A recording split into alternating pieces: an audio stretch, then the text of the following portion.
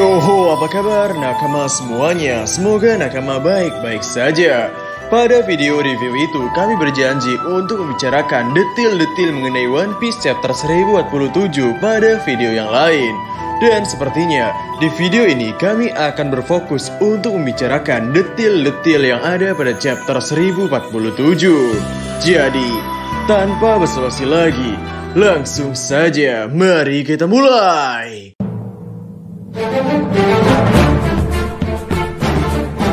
Kehidupan dan dunia nyata. Kita tahu bahwa setelah kita beranjak dewasa, dunia yang tadinya begitu terlihat berwarna menjadi terlihat agak abu-abu. Dalam artian, kita ingin melakukan kegiatan yang mungkin membuat kita senang. Kegiatan seperti bermain video game, menonton film, keluar bersama teman, dan sebagainya. Namun secara kenyataan, kita sudah dewasa dan tidak bisa selamanya seperti anak kecil yang menggunakan waktunya untuk senang-senang saja. Ketika seseorang beranjak dewasa, ia akan diperlakukan berbeda dengan anak kecil. Pria yang dewasa memiliki tanggung jawab yang besar, entah itu atas apa yang ia lakukan, maupun untuk masa depan dia dan keluarganya. Kami sebagai salah satu anak generasi Z begitu mengalami. Ketika kami menengok teman kami ke kanan dan ke kiri, beberapa dari mereka tidak siap menerima kenyataan bahwa ternyata kehidupan serumit ini. Bagi mereka yang terbiasa hidup di lingkungan yang begitu menyenangkan, ketika beranjak dewasa mungkin akan sangat merepotkan. Berbeda dengan anak-anak yang memang sedari kecil sudah mengalami bagaimana tidak enaknya hidup. Seperti untuk makan harus dibagi 3 orang. Atau untuk beli barang sesuatu yang kita inginkan harus nabung selama 1 tahun atau lebih.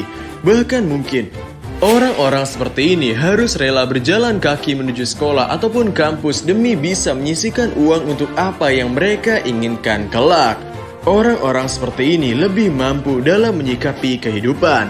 Meski kehidupannya lebih berat dari mereka yang ekonominya cukup, namun secara mental mereka lebih kuat dari apa yang kita bayangkan. Dan One Piece chapter 1047 benar-benar membuka mata kami bahwa Eiichiro Oda secara tidak langsung mengusung konsep ini.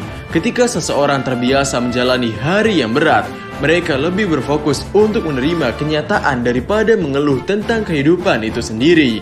Ya, meski pada awal cerita Wano Kuni, dengan Wano Kuni yang semengerikan itu, ada seorang ibu yang ingin membunuh anaknya dan lain sebagainya.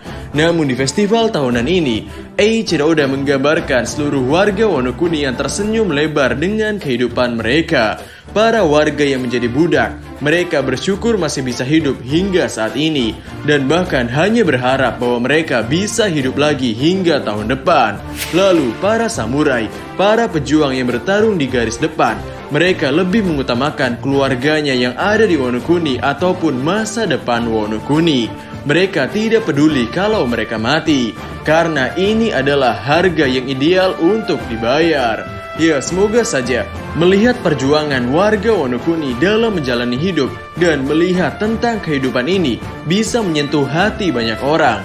Mengingat di negara sang pembuat manga itu sendiri, yakni Jepang, pernah dikatakan bahwa Jepang adalah salah satu negara dengan angka bunuh diri tertinggi selama 4 dekade. Nakama bisa mengecek informasinya di internet. Dan di tahun 2021, kasus bunuh dirinya mencapai angka 20.000 lebih.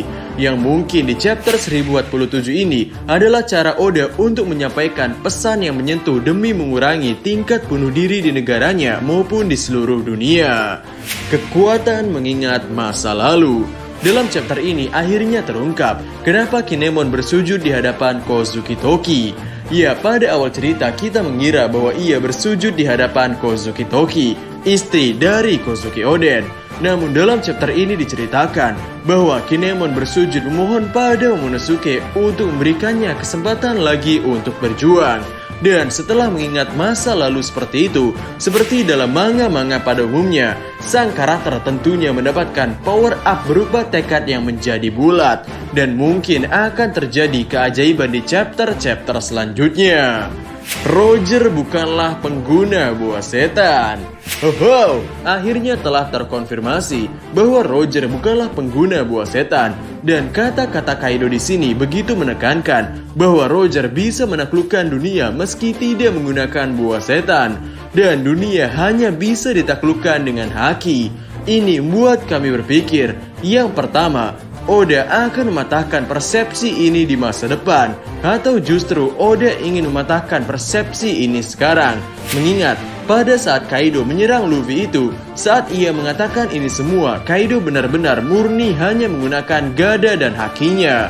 Ya, meski ia waktu itu masih dalam mode hybridnya, namun serangannya 90% berpaku pada haki. Kaido menggunakan teknik serangan terkuatnya yang bernama Death Destroyer, teknik yang membuat Luffy mengeluarkan gumpalan dan percikan darah. Namun, setelah Luffy mengalami serangan seperti itu, Luffy ternyata masih sadarkan diri dan ia masih ingin lanjut bertarung. Bahkan di lembaran terakhir chapter ini, dengan kekuatan buah setannya itu, Luffy mengubah tangannya menjadi sebesar ukuran Onigashima. Dan jika serangan Luffy ini berhasil mengalahkan Kaido, maka persepsi tentang dunia hanya bisa ditaklukkan dengan haki akan cukup dipatahkan.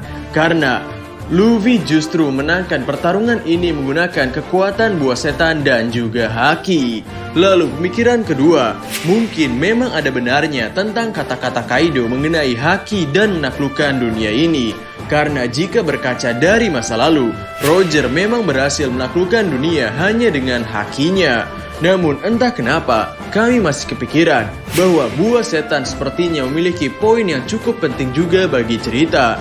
Karena kekuatan ini adalah kekuatan paling unik di dunia. Entah digunakan untuk apa, namun kami pikir ada beberapa hal yang memang harus menggunakan buah setan. Seperti contohnya adalah saat ini, Luffy menjadi sosok Nika atau benar-benar dikenal sebagai Nika dengan dentuman khas drum kebebasannya. Hal itu terjadi karena Luffy memakan buah setan Hito Hitonomi model Nika.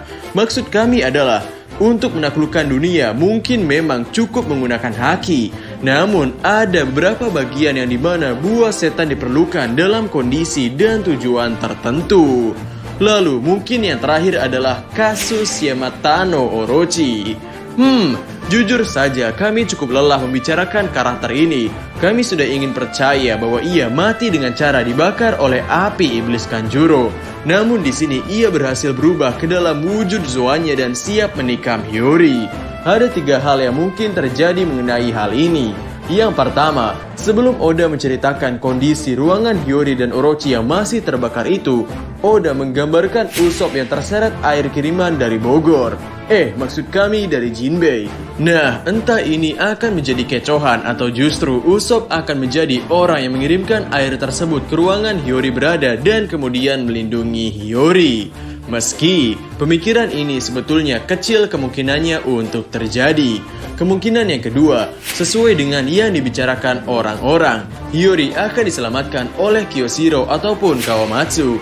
Karena kedua orang ini belum mendapatkan panggung yang cukup di Wano Kuni. Dan kemungkinan yang ketiga, Hiyori bisa melindungi dirinya sendiri. Ya, lagi-lagi hal ini kecil kemungkinannya untuk terjadi. Oh ya, tambahan, karena saat ini Onigashima sudah dekat dengan Wano Kuni atau justru sudah ada di sekitar Wano Kuni.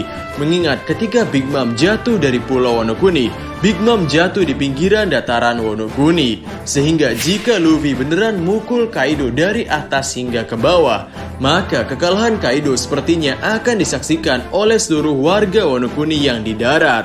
Karena Kaido akan mendarat di tanah Wano Kuni. Para warga akan melihat dengan mata kepala mereka sendiri bahwa sang penjajah akhirnya telah ditumbangkan. Sehingga itu saja video untuk hari ini. Bagaimana menurut nakama semuanya? Jadi, kami Diskusope dan terima kasih banyak.